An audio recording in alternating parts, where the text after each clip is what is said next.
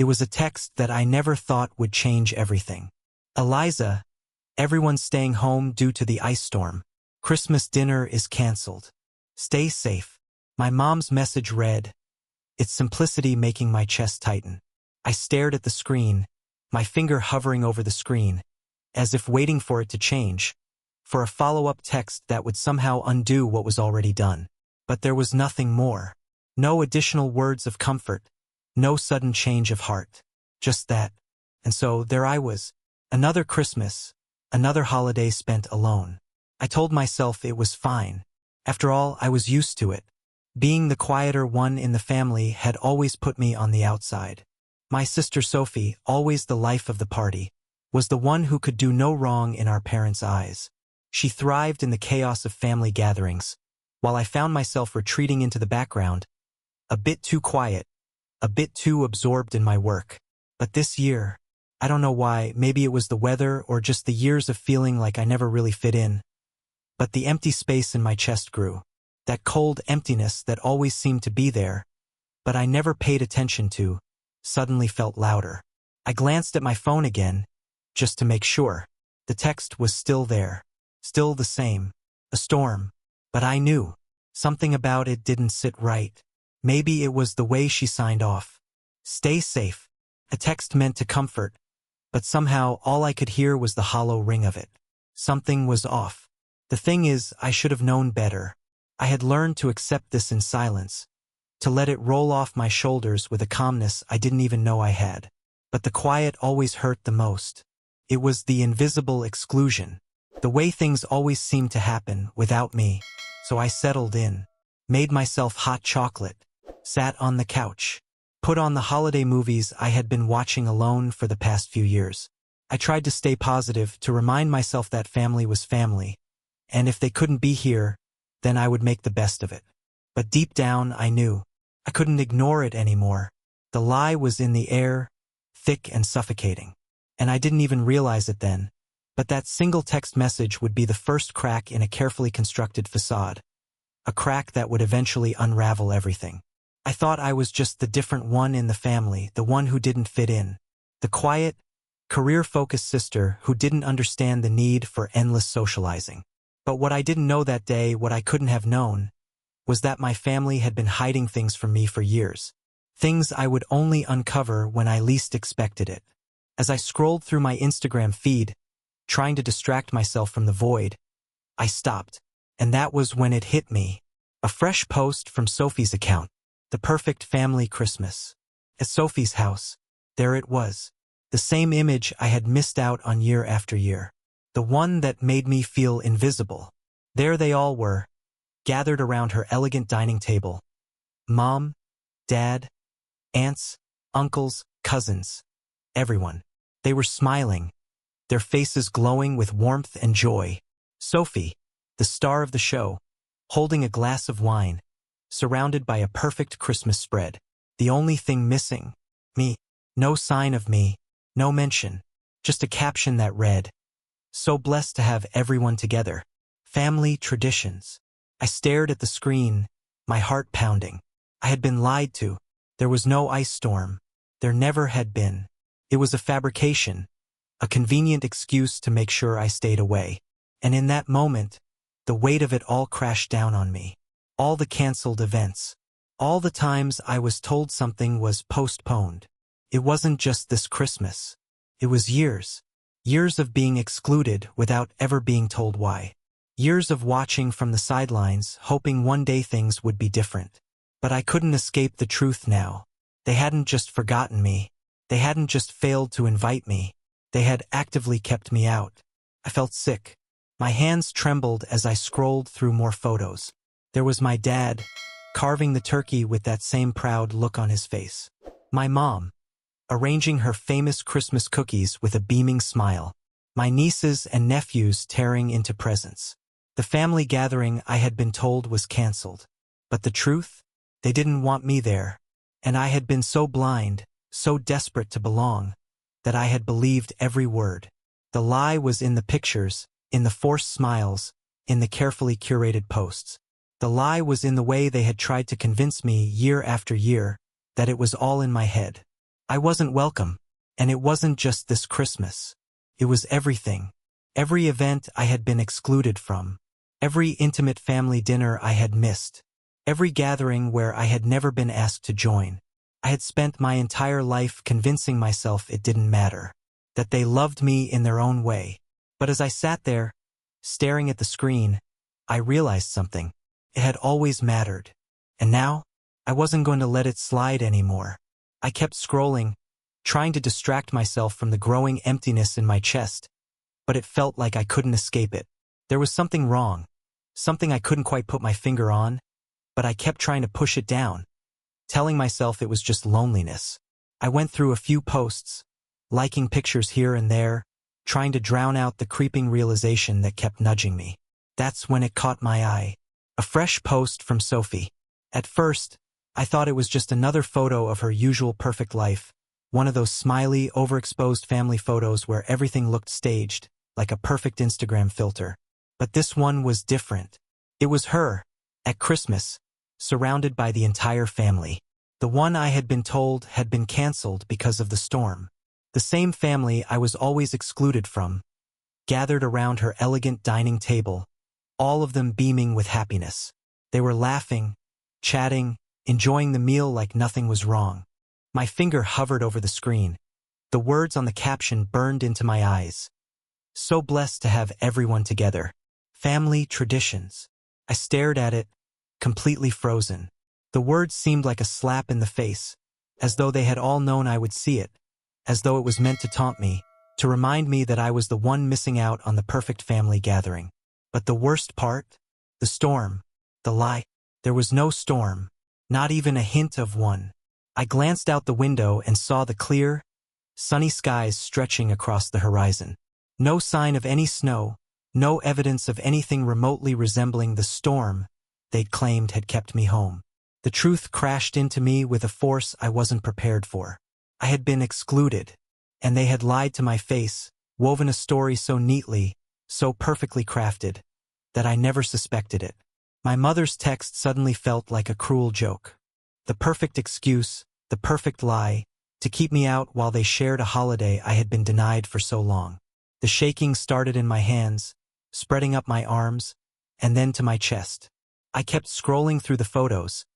There was my dad, carving the turkey, a proud smile on his face as if he had just won a medal. My mom, her face glowing as she arranged her famous Christmas cookies. My nieces and nephews ripping through their presents, their laughter ringing out through the images. The entire picture-perfect family, all of them enjoying what I had been told was impossible for me to attend. The anger started to build, and with it came the realization that this wasn't just one incident. It wasn't just about Christmas. This was the culmination of years of manipulation. How many other times had I been told something was canceled, only to later see photos or hear stories about family gatherings I never made it to? How many times had I convinced myself it was no big deal? How many years had I believed the lie? I sat there, feeling sick. The images kept flashing before my eyes, each one a reminder of the isolation I had tried so hard to ignore. My stomach churned with betrayal. But then, as the anger began to settle into a cold, burning resolve, I knew what I had to do. This was it. I wasn't going to let them get away with it any longer. Before I share what happened next, the moment that left an entire room of journalists in stunned silence, I want to connect with you, my amazing viewers. Where are you watching from? Drop your country's flag in the comments below. And if you've ever had to fight for something you believe in, hit that like button, because this story is just getting started. I didn't waste any time. My hands were shaking as I grabbed my phone, my mind racing with 1,000 questions. But I knew I had to confront her. There was no way around it anymore. I dialed my mother's number, my heart pounding in my chest. It rang twice before she picked up. "Hi, honey. Hope you had a nice, quiet Christmas," she said, as if nothing was wrong, as if the conversation we were about to have wouldn't rip through the carefully constructed web of lies she had been spinning for years. "We missed you." Her voice was so casual, so light, that I almost couldn't believe it. The coldness in her words felt like a slap to my face, but I didn't let her hear it. Not yet. Instead, I tried to keep my voice steady, though I could feel the heat rising in my chest. "Mom, I saw the photos," I said, my words coming out in a rush. "I saw them. At Sophie's house. The perfect Christmas dinner. The one I was told was cancelled because of the storm." There was no storm, was there? For a moment, there was nothing but silence on the other end of the line. It stretched out, long and unbearable. Then I heard the faintest sigh. "Oh, well," she began, her voice tinged with an edge I didn't recognize.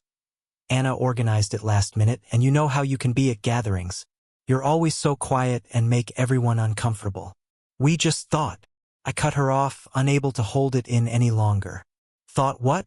That I wouldn't find out?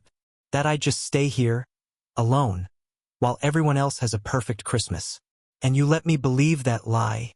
About the storm?" Her voice wavered, but she quickly regained control. "Don't be so dramatic, honey.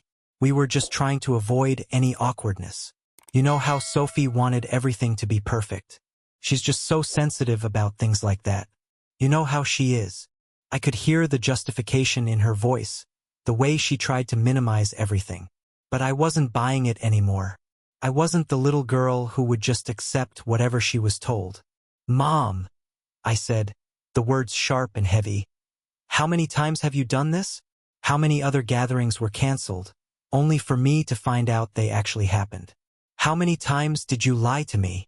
I waited, my breath catching in my throat as the silence dragged on, thick and uncomfortable.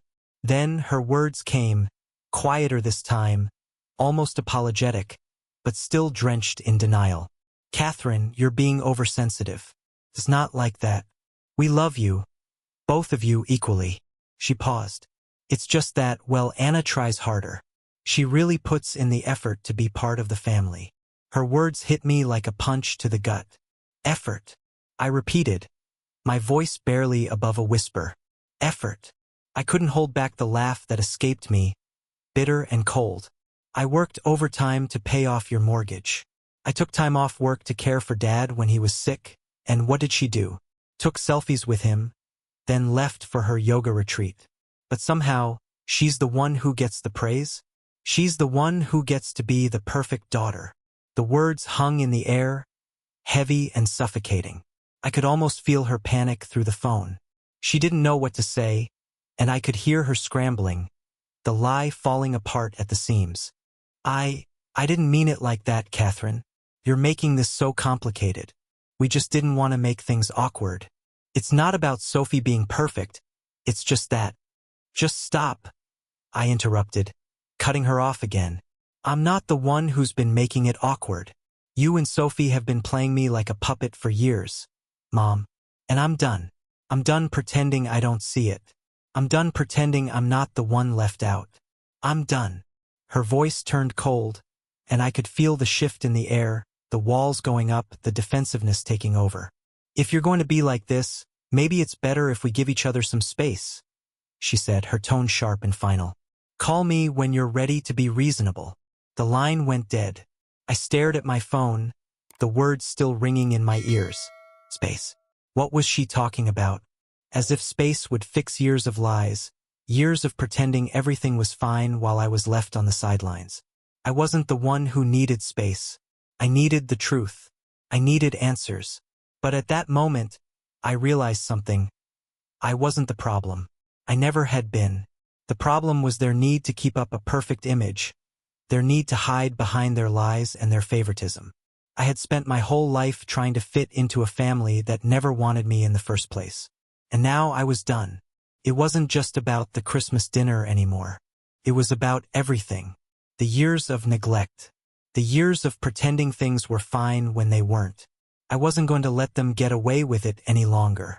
I took a deep breath and opened my laptop. The next chapter of the story was about to begin. And it would start with me. As I sat there, the sting of my mother's words still burning in my chest. My mind couldn't help but wander back to all the moments in my life where I had felt the weight of the differences between me and Sophie. I had always known I was the quieter one, the more responsible one, the one who worked hard to please. But now, looking back, it felt like those differences had been carefully nurtured by my parents. as if they had always been eager to put me in my place while lifting Sophie higher. I could see it now, all the little moments that should have been warning signs. When I was younger, I spent most of my days doing my homework in the corner, trying to get perfect grades, trying to make my parents proud. I would study for hours, my books spread out across the table, while Sophie ran around the house, loud and carefree, never worrying about anything. It was always Sophie who got the attention, the praise, the love. Every report card was a celebration for her. Every new achievement of hers was paraded around like a trophy. And then there was me. My report cards, always straight A's, never got more than a passing compliment. My hard work was expected, not celebrated. The first time it really hit me that something was wrong was when I was 16. I remember that night like it was yesterday. My parents had invited a few family friends over for dinner, and as usual, Sophie was the star of the show. She had just gotten her driver's license, and everyone was asking her about it, talking about how brave she was for driving herself around. She grinned and laughed, soaking up the attention, while I sat quietly at the table, a plate of food in front of me, just waiting for the conversation to move on to something else. Then my mom turned to me almost as an afterthought. "Eliza, how's school going? I heard you're taking extra classes for college prep." Her tone wasn't unkind, but it wasn't full of pride either. It was just neutral, like it was something I was supposed to do, something expected. I nodded, trying not to show the frustration that was beginning to bubble inside me. I had spent hours, days, weeks working to get ahead, but my efforts seemed to mean nothing in the grand scheme of things. While Sophie could just exist and get all the attention, I had to work twice as hard to get a fraction of the acknowledgement. A few years later, when I finally graduated at the top of my class, it was Sophie who stole the spotlight again. She had dropped out of college to become a yoga instructor, and my parents were so proud of her bravery. "It's so great to see you following your passion, Sophie," they would say, as if her decision was the most remarkable thing in the world. Meanwhile, I sat quietly in the background, barely acknowledged, even though I had sacrificed my dreams of becoming an artist to pursue accounting, the practical career they had always pushed me toward. The injustice of it all hit me again when my dad had surgery 3 years ago. I took 3 weeks off from work to help him recover. I cooked, cleaned, drove him to appointments, and made sure he had everything he needed. But Sophie? She came once, stayed for an hour, took a few selfies with him for Instagram, then left to go on some impromptu yoga retreat. She didn't even offer to help with anything, didn't stay to make sure he was okay. Yet, when my parents talked about it, it was Sophie who was the supportive one, the one who had done so much for Dad. I was just the one who did what I had to do. That moment, that realization, should have opened my eyes. It should have been the moment I understood the truth. I wasn't the problem. I had been trying to do everything right, to be the perfect daughter, to earn their love and approval, but nothing I did was ever enough. It was never about what I did, it was always about Sophie. Sophie who could do no wrong. Sophie who was always praised for being free-spirited, for living in the moment, for chasing her dreams without a care in the world. And me? I was the boring one, the responsible one who never got the recognition I deserved. Every holiday, every family gathering, the same thing happened. My aunts would gather around Sophie, praising her latest adventure, asking when I was going to loosen up and stop being so serious. "Eliza, when are you going to get out there and enjoy life?" They would say, as if my years of hard work, my dedication to building a career, meant nothing. They would laugh and nod when Sophie talked about her travels, her yoga retreats, the new business she was starting, while I sat there, feeling smaller and smaller with every word. I had spent so many years convincing myself it didn't matter. I had told myself that family was family, that they loved me in their own way, even if they didn't always show it. I had swallowed my hurt, bit my tongue, and kept going, because that's what I thought I had to do. But now, as I thought back over all those years, I couldn't lie to myself anymore. The truth was clear. It had never been about me. It had always been about Sophie. She was the one who had been chosen, the one who could do no wrong. And I had been the one left behind, working hard to fit into a family that never truly saw me. The weight of that realization hit me like a ton of bricks. I had spent my whole life trying to earn their love, trying to prove I was worthy of their attention. But it was all for nothing. I wasn't the one they wanted. I had always been a background player in a family where Sophie was the star. And now, as the truth finally started to sink in, I knew that nothing was going to be the same anymore. The more I thought about everything, the more the anger inside me simmered, rising with every moment I spent reflecting on the years of neglect, the years of lies. It was as if a switch had been flipped, and I couldn't go back. I had tried to make excuses for them, tried to convince myself that they loved me in their own way, but now, as the truth settled deep within me, I saw it for what it was. They had never cared about me the way they cared about Sophie, and I had been a fool to think otherwise. I paced around my apartment, the walls suddenly feeling too small, the air thick with the weight of everything I had uncovered. The phone call with my mother kept replaying in my mind.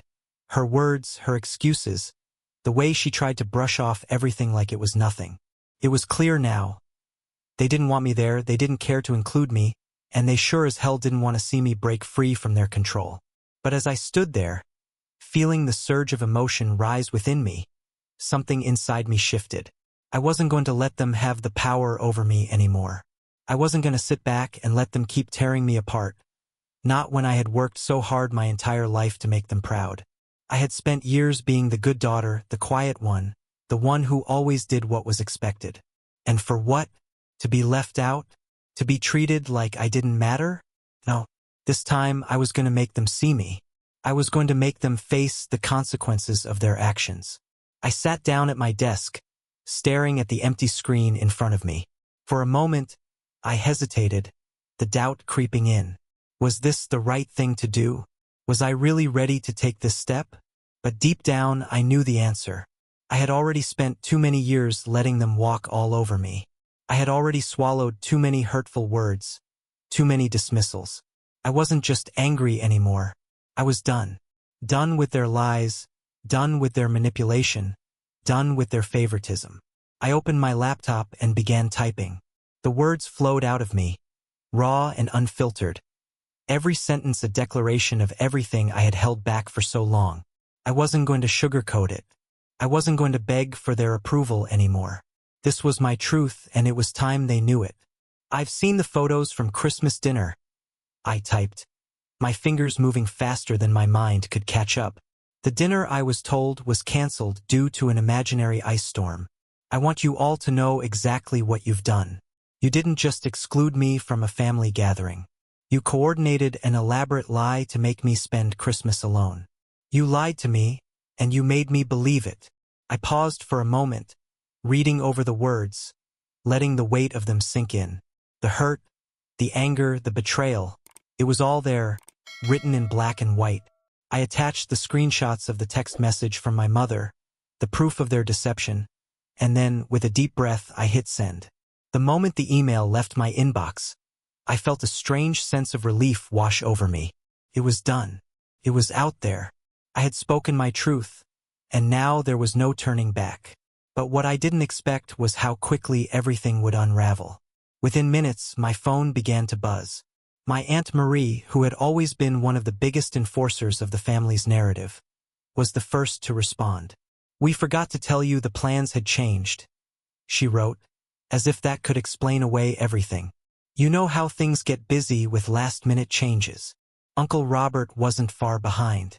You're overreacting, Eliza. This is all just a misunderstanding. Please calm down." But the one that stung the most was Sophie's response. It wasn't an apology. It wasn't an admission of guilt. Instead, it was a long, condescending email about how I never made an effort at family events, how I was always too serious, and how she just wanted one perfect holiday. She even had the audacity to say that excluding me was for my own good, because I obviously didn't enjoy family gatherings. I read her words over and over again, the fury building in my chest. It was so typical of her, to spin everything into something about me. It wasn't her fault. It was mine.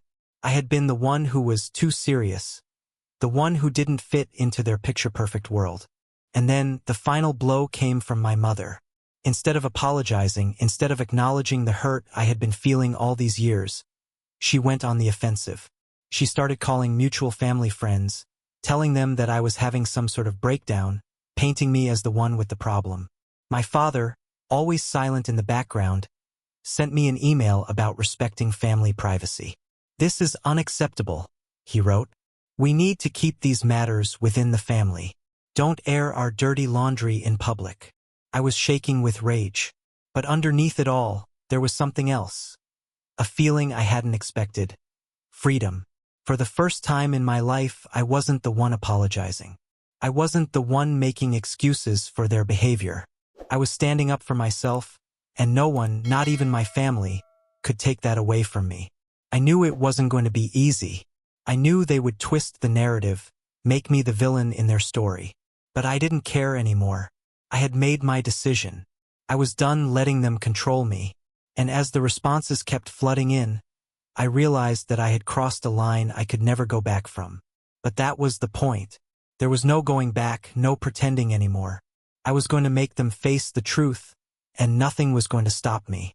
The responses came in like a flood, each one more dismissive and cruel than the last. My phone buzzed relentlessly, the screen lighting up with notifications I didn't want to see but couldn't ignore. Each new message felt like a slap in the face, but I held my ground. I refused to back down. Aunt Marie was first to reply, trying to downplay everything.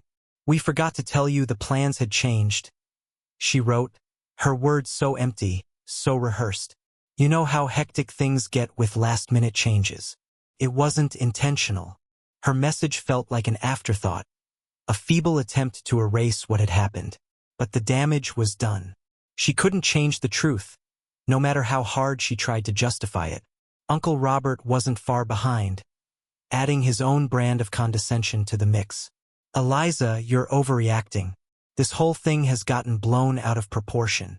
We didn't mean to hurt your feelings, but sometimes you just need to relax." I could almost hear his voice, dripping with that same patronizing tone he always used whenever I stood up for myself. I felt the weight of his words, but this time, they didn't have the same effect. I was tired of being told how I should feel, but it was Sophie's message that hit hardest.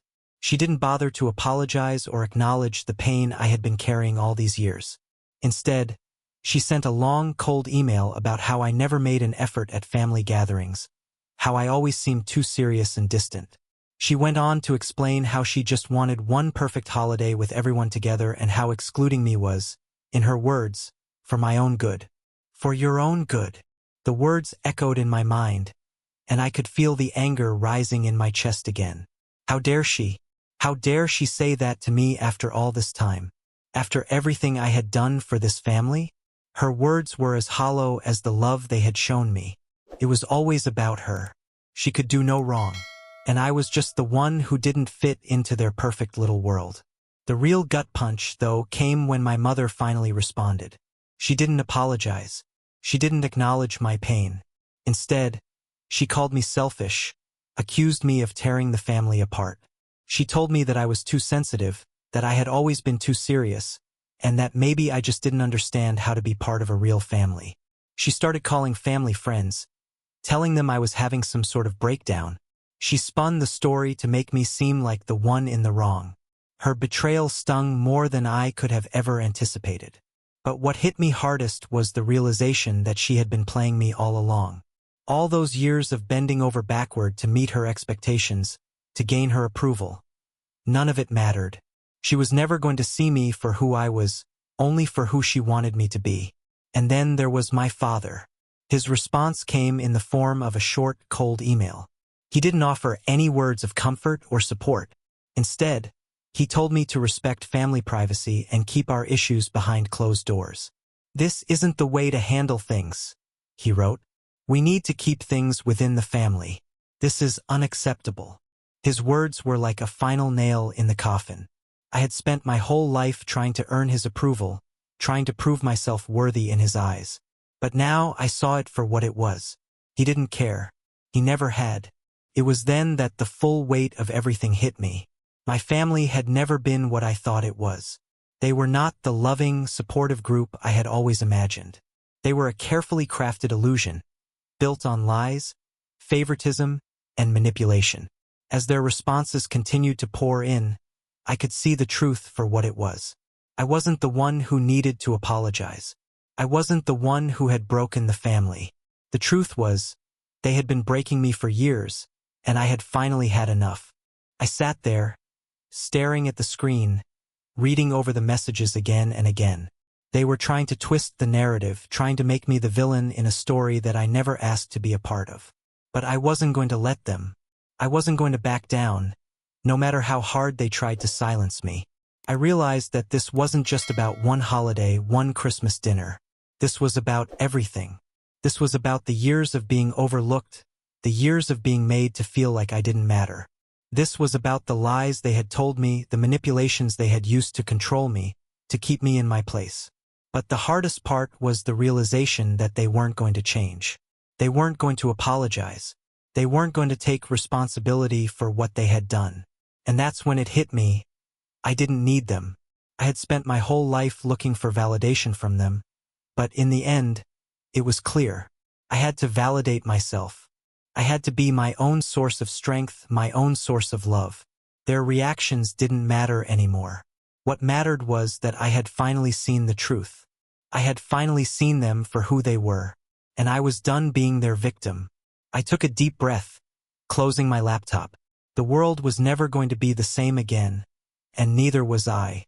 The truth had been revealed, and there was no going back. The days following my confrontation with my family were a blur. The chaos of their reactions still lingered, their lies still hanging in the air like smoke that refused to dissipate. I thought I had already hit rock bottom, but what I didn't know, what I couldn't have possibly imagined, was that there was more to uncover. There was one more secret they had been hiding from me, one more thing they had taken from me. Something that would shatter the very foundation of everything I thought I knew about my family. It all started with a message from Rachel. I hadn't heard from her in years, not since she'd retired from managing my parents' finances. She had always been a distant family friend, someone who had worked with my parents for years, but wasn't close enough to get involved in the day-to-day drama. When her name popped up on my phone, I almost didn't answer. But something in my gut told me this wasn't just another call to talk about the family mess. This was different. "Eliza, I need to meet with you. There's something you need to know." Rachel's voice was shaky, her words heavy with urgency. "Can you meet me tomorrow? I'll explain everything." I didn't hesitate, couldn't. I had already uncovered so much, and I knew deep down that there was more waiting to be exposed. So I agreed, and we set up a time to meet at a quiet cafe downtown. When I arrived the next day, Rachel was already there, sitting nervously at a corner table, a manila envelope in front of her. Her eyes were wide, filled with a mix of guilt and fear. She looked like she hadn't slept in days, her usual calm demeanor replaced by an almost palpable anxiety. I sat down across from her, my stomach already in knots. I knew this was important, whatever it was, it had to be. "Eliza," she said softly, glancing around the cafe as if she were making sure no one was listening. "I've been carrying this guilt for years. Your father made me promise to keep quiet. But after seeing how they've treated you, I can't stay silent anymore." She slid the envelope across the table to me. "This is for you," she said, her voice barely above a whisper. I opened it, my hands trembling as I pulled out a series of bank statements and legal documents. My eyes scanned the papers, but it wasn't until I reached the last page that everything hit me. The documents were about my inheritance, my grandfather's inheritance. He had left nearly $300,000 specifically for my education and future when I turned 25. My father was the trustee, and he had been responsible for managing the funds, for making sure I received what was rightfully mine. But instead of doing that, my father had transferred the entire sum into Sophie's accounts. I felt the ground beneath me shift. My breath caught in my throat as I read through the details. It was all there, every misused transfer, every fraudulent transaction. Money had been moved to fund Sophie's lifestyle, to pay for her yoga retreats, her failed business ventures. The money that was supposed to secure my future had been stolen right out from under me, all for Sophie's benefit. How could he do this? I whispered, my voice shaking with disbelief. Rachel's face was filled with sorrow, her eyes filled with the weight of what she was revealing. "There's more," she said, her voice trembling. "Your grandfather also left properties that were meant to be split equally between you and Sophie. Your father sold them all, Eliza, without your knowledge." I froze. My mind raced as I processed the information.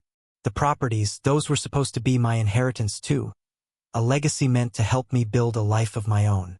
But instead, they had been sold, the proceeds funneled into Sophie's pockets. And the worst part? I had unknowingly signed away my rights to them when I was 18.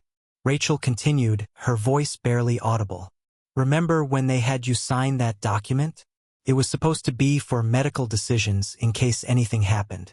But what they didn't tell you was that it gave them power of attorney over your finances too. They used it to steal from you to cover up everything." I was shaking now, my hands slick with sweat as I reread the documents in front of me.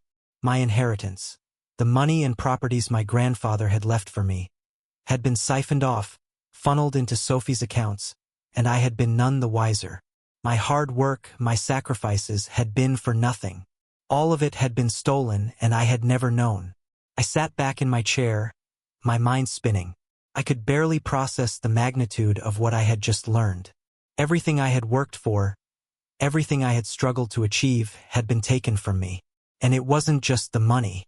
It was the betrayal, the years of being manipulated, of being kept in the dark while they used me for their own gain. "Why tell me now?" I asked, my voice hoarse. "Why now, after everything?" Rachel hesitated, her hands wringing together in her lap. "Because I saw your mother's posts online, painting you as unstable and ungrateful. They're trying to discredit you, Eliza, before you can find out the truth. They've been embezzling from you for years, and what they've done isn't just morally wrong. It's illegal." The world seemed to tilt as the reality of her words sank in. This wasn't just a family betrayal. This was criminal, and I was sitting on the edge of something that could shatter everything they had carefully built. I looked at Rachel, a mix of gratitude and fury bubbling up inside me. "Thank you," I said, my voice steady despite the storm raging inside. "Thank you for telling me. I know what I have to do now." I carefully packed the documents back into the envelope, my mind racing with what I had just uncovered. There was no going back now. I had been living a lie for too long, and now I had the proof. The truth was finally out, and I was ready to make them face the consequences. But as I left the cafe, holding those documents close to my chest, I knew the battle wasn't over. It had just begun. The days that followed were a blur of emotions, my mind constantly replaying the truth that had just been revealed. My inheritance, my future, had been stolen from me, and everything I had believed about my family was nothing but a facade. But there was no time to dwell on the shock of it all. The moment I had been building towards had arrived. I was done being the victim, done letting them control the narrative. I had the evidence, and it was time to make them face the consequences of their actions. I emailed my parents and Sophie, my fingers shaking as I typed. The words came quickly now, fueled by a mix of anger and clarity. It wasn't just about the Christmas dinner anymore. It wasn't just about the lies. This was bigger. This was about justice. "I know what you've done. I've seen the documents. I know how you've stolen from me, how you've used my inheritance to fund Sophie's life while I worked myself to the bone. You took what was mine, and I'm not going to let you get away with it." I hit send before I could second-guess myself. There was no turning back now. I waited. The responses came, but not the ones I had hoped for. Instead of remorse or even an apology, there was defensiveness, denial, and blame. Sophie was the first to reply, of course, her words dripping with condescension. "You've never made an effort, Eliza. You've always been so distant, so serious. I just wanted a perfect holiday. If you had been more involved, maybe we wouldn't be in this situation." I read her message over and over, each word a reminder of how little she valued me. She didn't see me, didn't understand the years of sacrifice I had made. It was always about her. Always. And as her words continued to echo in my mind, something inside me snapped. I was done. Done with her. Done with all of them. Next came my father's email. It was brief, cold, and calculated, just like everything he ever said to me. This is a family matter, Eliza. You're making this more complicated than it needs to be. We have always done what was best for you. You're overreacting. Overreacting. The words hit me like a punch to the gut. Overreacting. Was that what they thought? That I was overreacting because I finally had the courage to stand up for myself? Because I refused to let them walk all over me any longer? I wasn't overreacting. I was done being their scapegoat. I was done letting them hide behind their lies. Then came my mother's response, and I could hear her voice in every word, cold and dismissive. We were just trying to protect you, Eliza. You've always been so focused on work, so serious. We didn't want to make things awkward for you. This isn't the way to handle things. Her words were a slap in the face. Protect me? From the truth? From my own family? It was a pathetic excuse, one I wasn't willing to accept anymore. They had never protected me. They had only used me when it suited them and ignored me when it didn't. The anger was building inside me now, a fire that I could no longer contain. But this time, I wasn't going to let it consume me. This time, I was going to take control. I sat down at my kitchen table, the documents Rachel had given me spread out in front of me. I took a deep breath, the weight of everything pressing down on my shoulders. But for the first time in years, I didn't feel afraid. I felt empowered. I knew what I had to do. I opened my laptop, my fingers flying across the keys as I typed the final email that would change everything. This wasn't just about calling them out. This was about taking back what was mine. I know everything. I have the documents. I have the proof. This is your last chance. Return everything you've stolen from me. Transfer all the funds back to me and sign a confession, or I will take legal action. I attached the evidence, the bank statements, the legal documents, and hit send. My heart was pounding in my chest as I watched the email disappear into the void, but I didn't flinch. This was my moment. I was no longer afraid. Within minutes, the responses started pouring in. Sophie's message was full of anger and disbelief, accusing me of being unreasonable and dramatic. But I didn't care anymore. My mother's message was equally dismissive, trying to guilt-trip me into backing down. But I wasn't listening. I wasn't going to be manipulated anymore. And then there was my father's message, filled with threats, telling me that I had crossed a line, that I was tearing the family apart. But the truth was, the family had already been torn apart by their lies, by their manipulation. I had just finally had the courage to see it. I stood up from the table, my hands shaking, but this time, it wasn't fear. It was something else, something stronger. I had taken control. I had drawn the line in the sand, and there was no going back. I wasn't going to let them gaslight me into submission anymore. I wasn't going to let them take advantage of me any longer. I had the truth on my side, and with that truth I was finally free. The fallout came faster than I expected, a storm I had unwittingly unleashed with one email.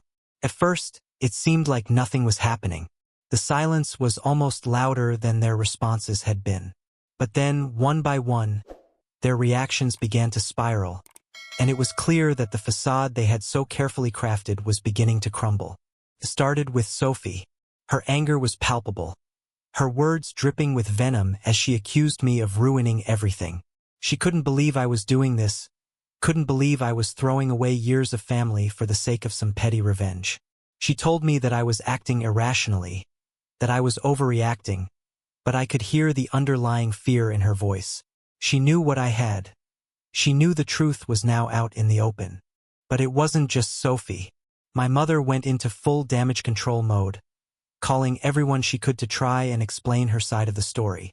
She was trying to rewrite the narrative, to paint me as the villain, the one who was ruining the family. She tried to discredit me to everyone who would listen, telling them that I had misunderstood everything, that I was too sensitive, and just wanted to make things difficult. But the more she tried to spin her version of events, the more desperate she became. My father, too, started sending me cold, calculated emails, accusing me of being selfish, of airing the family's dirty laundry in front of the world. He even threatened to cut me out of the will, as though that would somehow sway me back into submission. I didn't care. He had already taken everything that mattered to me. The money, the properties, the years of my life spent trying to please them. The will was just a piece of paper, and it no longer had any power over me. Their attempts to manipulate me were becoming increasingly erratic. They had always believed that I would eventually fall back in line, that I would bend to their will like I always had. But this time was different. I wasn't going to back down. I wasn't going to apologize. This was the moment I had been waiting for, the moment where I finally found the strength to stand up for myself, to demand the respect I had been denied for years. The media got involved soon after, and it wasn't long before the truth began to spread beyond the family's walls. The story of my family's deception, of the stolen inheritance, the fraudulent transfers, the lies that had been hidden for so long became public knowledge. My phone buzzed with messages from people I hadn't spoken to in years, people I didn't even know, all of them offering their support, all of them shocked at what my family had done to me. It wasn't long before the police got involved. I had already sent them all the evidence, everything I had gathered, everything I had discovered. The authorities began their investigation, and the pieces of the puzzle that my family had so carefully hidden for so long began to fall into place. Watching my father being escorted out of his office in handcuffs, seeing Sophie's yoga studio seized as an asset, was both surreal and oddly satisfying. For the first time, I felt like I was in control. I wasn't just the quiet, overlooked daughter. I wasn't just the one who had been ignored. I had taken action, and now the consequences were playing out just as they should. My mother, ever the one to put on a perfect face, had been trying to hold it all together. But the cracks in her carefully curated image were impossible to ignore now. She was arrested at one of her charity committee meetings, her pristine facade shattered for good. The once perfect family portrait they had painted was no longer recognizable, and the world was finally seeing them for what they truly were. I watched it all unfold from the safety of my apartment, my heart still racing with a mix of anger, relief, and something else I couldn't quite put my finger on. It wasn't joy. It wasn't revenge. It was freedom. For the first time in my life, I was free of them. I wasn't bound by their lies, by their manipulation, by their expectations.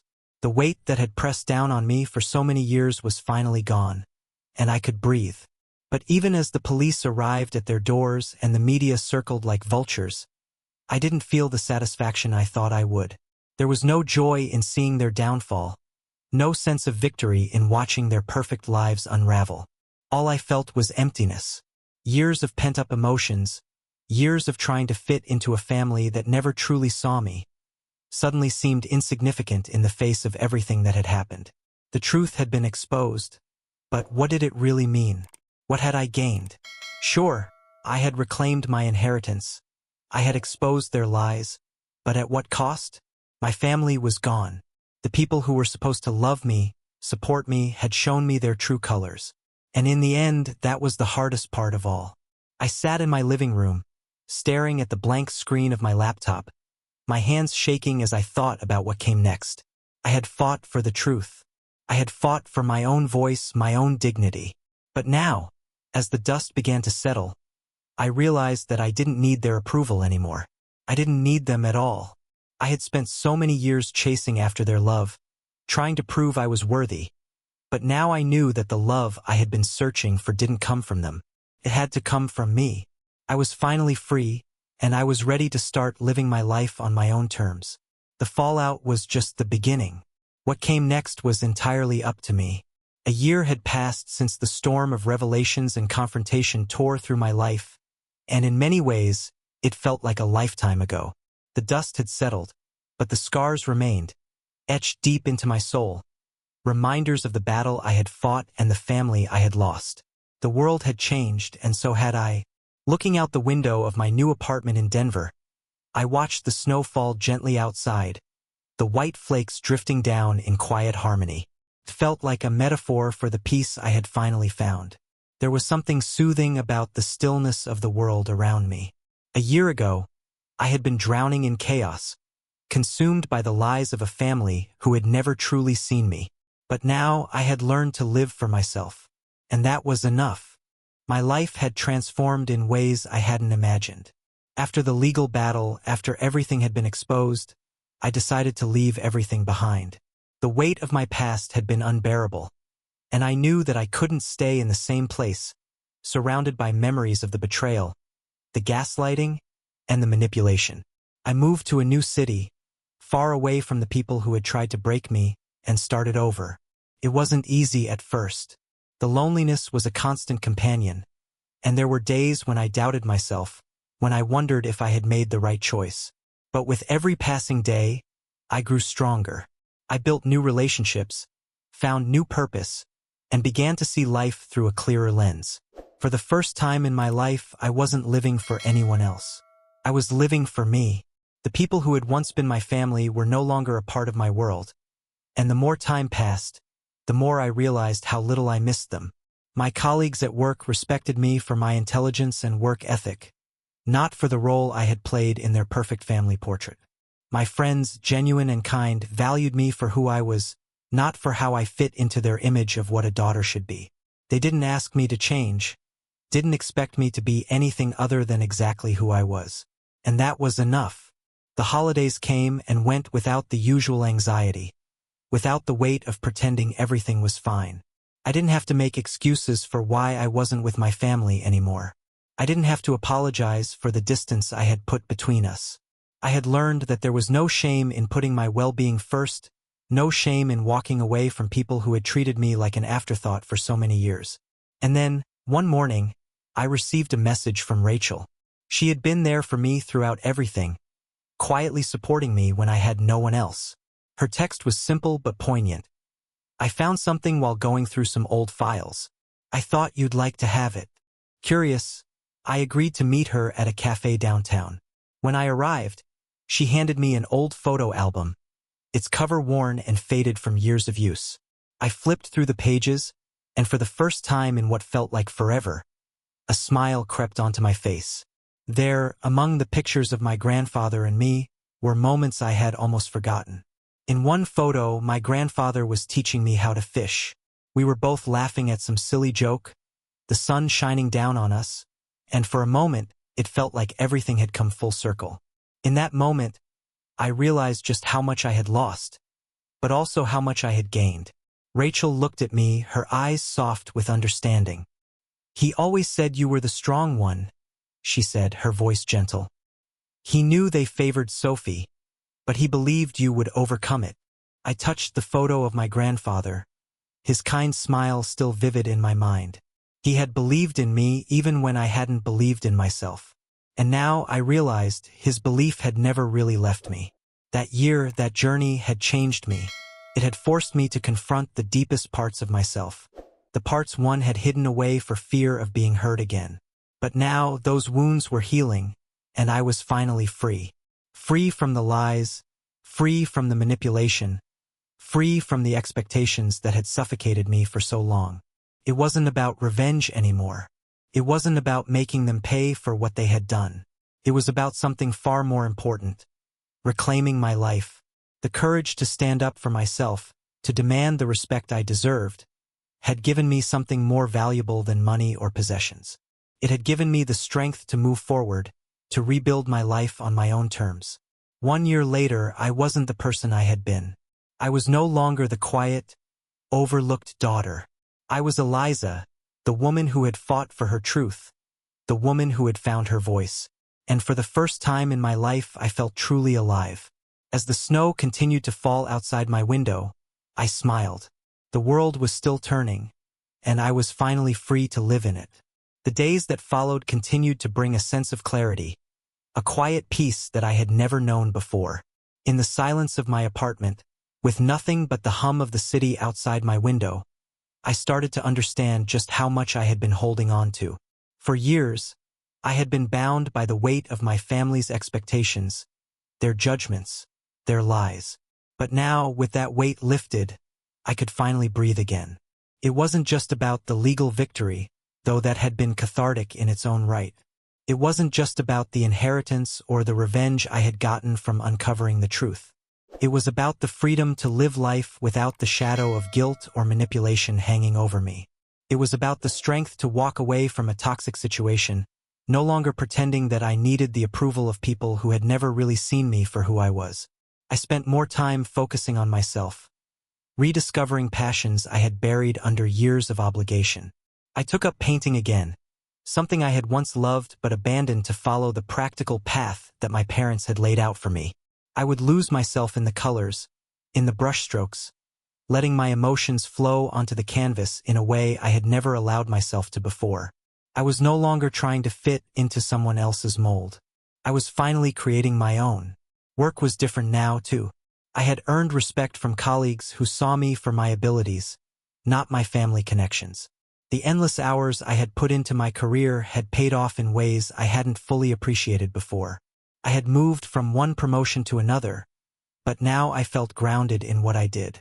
The financial security I had worked so hard for felt like an accomplishment in its own right, but it was also the realization that I could thrive without relying on anyone's approval but my own. I was standing on my own 2 feet, no longer weighed down by the need for validation from a family that had never truly supported me. The holidays came and went, and for the first time in a long while, I didn't feel the ache of loneliness I had grown so used to. I was invited to a friend's Thanksgiving dinner, a small, intimate gathering where everyone was genuinely happy to be there, without the underlying tension that had always accompanied my family's gatherings. No one was pretending, no one was trying to outdo one another. It was simply about being together, and I realized that I had found something more important than the hollow image of family I had clung to for so long. I had found real connection. I did hear from some family members, of course. Some tried to reach out, asking if I was okay, or telling me that things were better now, that we could all move past this. But I had no interest in playing the role they had scripted for me. They had their own lives to rebuild, their own consequences to face. I had my own life now, one that didn't require their approval. The ties had been severed, and in that silence, I found peace. One afternoon, as I sat in the cafe where Rachel had given me the photo album, I realized something. I was grateful. Grateful not just for the lessons I had learned or the strength I had found within myself, but for the ability to walk away. For so long, I had believed that my worth was tied to my family's love, to their validation. But now, I knew that my worth had always been mine to define. Rachel had been right when she told me that my grandfather always believed in me. He had seen something in me that I couldn't even see for myself back then. And now I understood that belief in me wasn't something I needed to earn. It had always been there. I had been the one keeping myself in the dark, waiting for someone else to turn on the light. But the truth was, I had always had the power to change my own life. It had always been in my hands. A year later, I could look at myself in the mirror without the bitterness that used to cloud my reflection.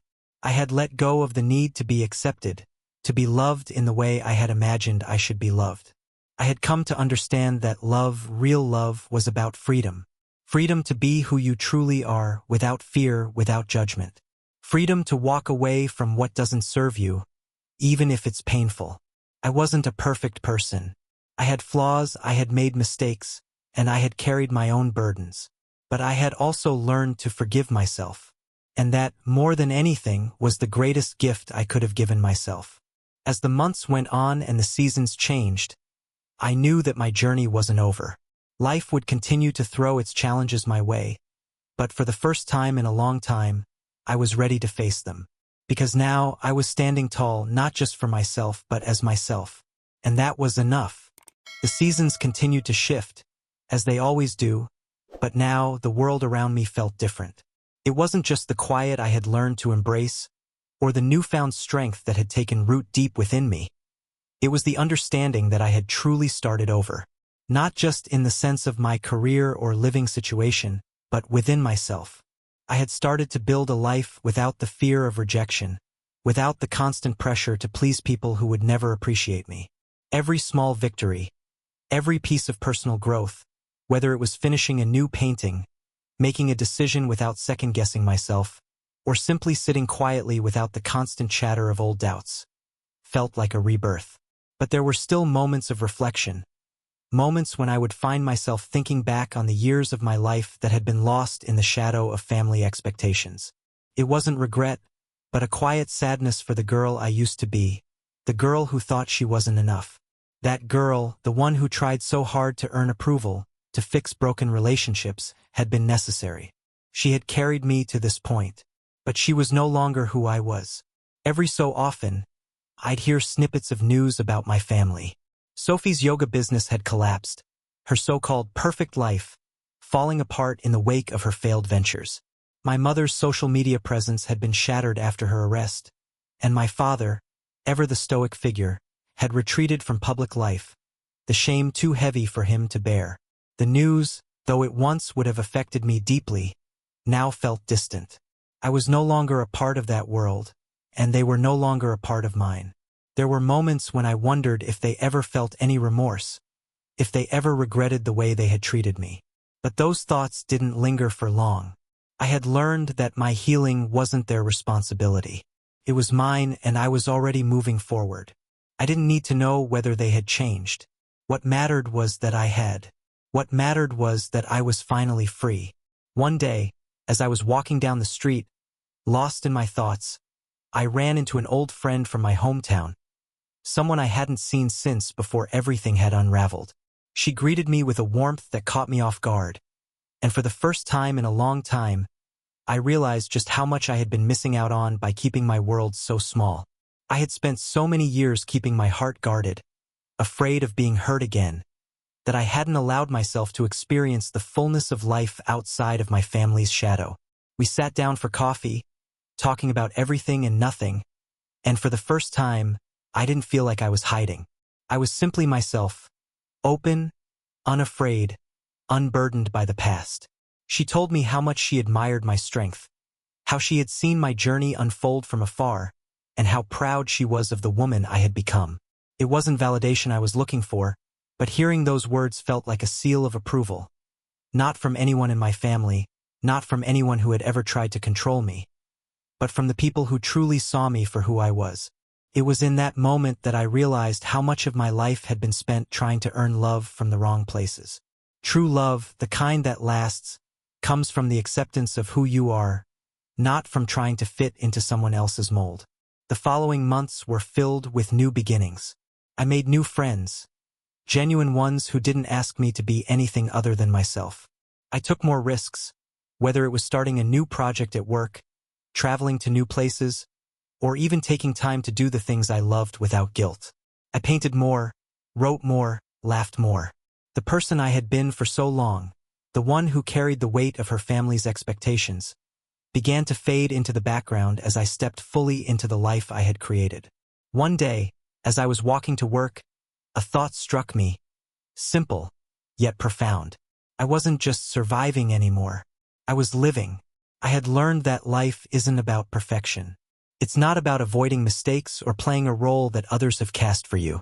It's about embracing the beauty in imperfection, the freedom in being yourself, and the power in knowing that you are enough just as you are. I had fought for this life. I had fought for my voice, for my truth, and most importantly, for my freedom. And now, as I stood at the edge of this new chapter, I realized that the greatest gift I could have ever given myself was the permission to live fully, authentically, and without apology. And with that thought, I smiled, because I finally knew that I had come home, not to a place but to myself.